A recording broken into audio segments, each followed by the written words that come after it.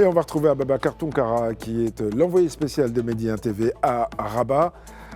Ababacar, vous êtes bien avec nous. Voilà, cette fois je vous vois. Et au lendemain de cette finale de Coupe d'Afrique des Nations remportée par le Sénégal, au terme d'une rencontre qui a laissé, on peut le dire, un goût amer, quel est ce matin l'état d'esprit? Est-ce que, voilà, que ce soit d'ailleurs côté marocain comme du côté sénégalais, on ne peut pas dire que ce soit d'un côté la joie et de l'autre vraiment la tristesse?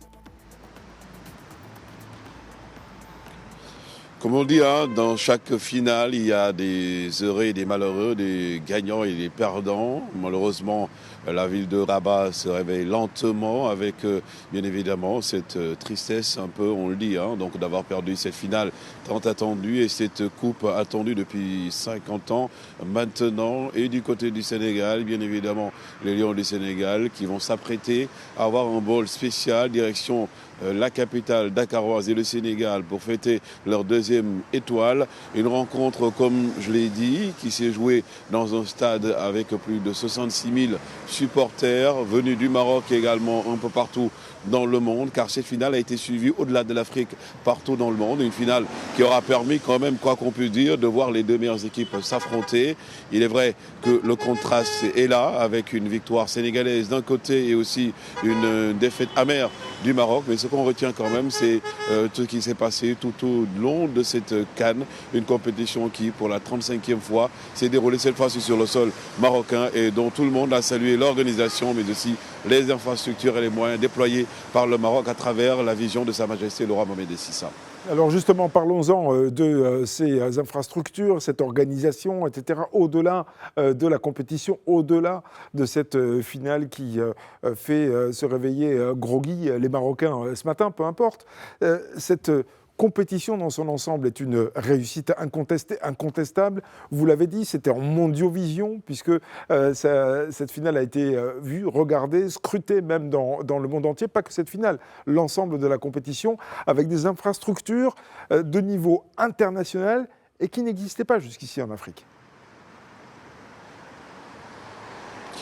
C'est un avant-goût de ce que le Maroc prépare pour cette co-organisation de la Coupe du Monde 2030. Le Maroc a battu tous les records, il faut quand même l'avouer. C'est peut-être la CAN la plus regardée au monde. Une CAN qui a fait déferler des millions de supporters venus d'un peu partout. Hier, ils étaient des millions, non pas seulement africains, mais d'autres nationalités à suivre devant leur écran. Cette grande finale qui s'est déroulée sur le sol marocain. Le Maroc aujourd'hui qui également va avoir, comme on dit, un standing ovation de la part de toutes les équipes, parce que quoi qu'on puisse dire, ils ont été unanimes sur le plan des pelouses, sur le plan de l'organisation, sur le plan des infrastructures. Le Maroc a battu tous les records. Mostépé l'avait annoncé avant cette CAN, c'est peut-être l'une des meilleures CAN de l'histoire du football africain. Et sur le terrain, les abords et aussi surtout sur le stade, les moyens déployés, le Royaume du Maroc, bien évidemment, s'en tire avec 5 étoiles, parce qu'on retiendra surtout ça, Rachid, cette organisation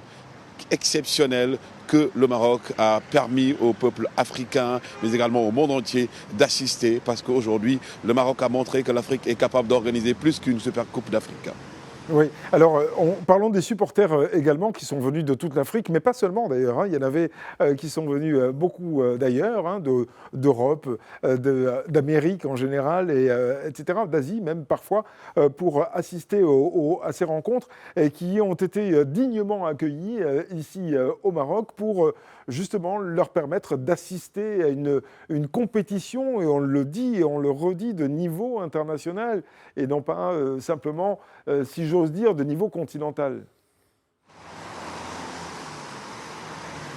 Mais tout à fait, il y a eu beaucoup de stars même qui étaient là. On a eu Aisha Speed, donc le streamer américain qui était là. Il y a eu également Akon, il y a eu également Omar Sy, d'autres stars étaient là, du monde entier qui suivait cette CAN, parce qu'on l'a dit, cette CAN a ouvert d'autres portes au football africain, c'est ouvert au monde, a montré qu'aujourd'hui que le Maroc représente dignement le continent, que le Maroc s'assoit à la même table que les plus grandes nations du football en matière d'organisation, une CAN qui nous a donné l'allure d'être bien évidemment dans des compétitions internationales. On l'a dit tout à l'heure, tout a été bien organisé sur le plan sécuritaire, sur le plan des infrastructures. Le tourisme a connu un hub, le football a rayonné ici dans tous les stades, notamment au stade du Prince Moulay Abdallah de Rabat. Le Maroc a éclairé la lumière africaine à travers le monde et aussi à travers ce football qui a réuni 22 hommes sur le terrain, mais qui a permis encore de montrer, quoi qu'on puisse dire, que l'Afrique reste unie et l'Afrique a encore beaucoup de choses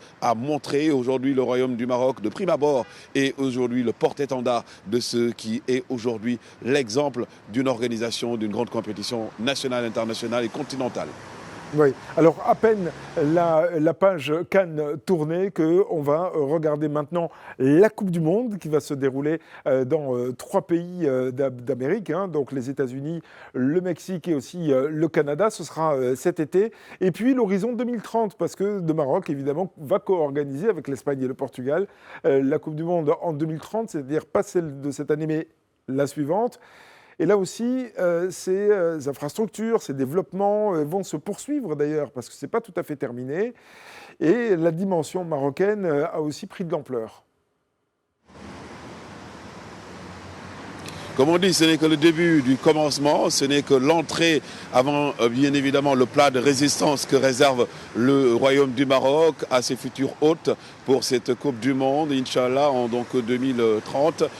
Certains stades, parmi les 9 stades, dont le stade de Tanger va encore continuer à être rénové sur le plan également des transports. Il y a les trains qui vont, le train déjà, le TGV, qui compte rallier Casa jusqu'à Marrakech, d'autres infrastructures, d'autres organisations qui s'approchent. Aujourd'hui, le Maroc est presque, comme on dit, à 60% prêt pour accueillir cette CAN, bien évidemment avec le Portugal et l'Espagne.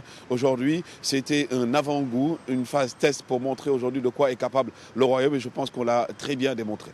Oui, très bien de montrer de quoi est capable le Royaume du Maroc et dans toutes ses composantes. C'est-à-dire qu'il n'y a pas seulement les villes hautes, tout le Royaume était prêt à accueillir justement ces supporters qui, entre 2 matchs de leur équipe, pouvaient aller sillonner le pays à la rencontre des habitants et à la découverte de la culture marocaine.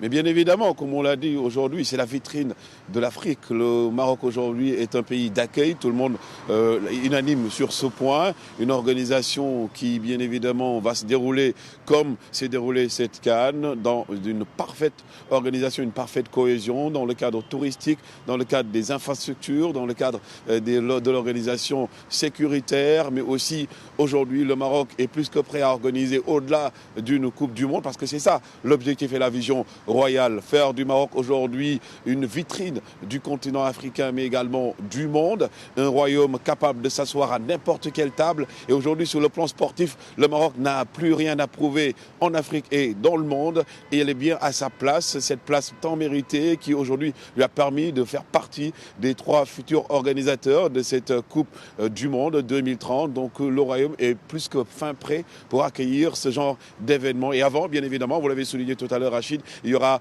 d'autres compétitions qui vont arriver, dont également la compétition de la Coupe d'Afrique féminine et d'autres aussi en vue, parce que ça ne se limite pas simplement au football, mais ça se limite à toutes les disciplines sportives du monde. Le Royaume est prêt et sera toujours prêt à accueillir ce genre d'événements.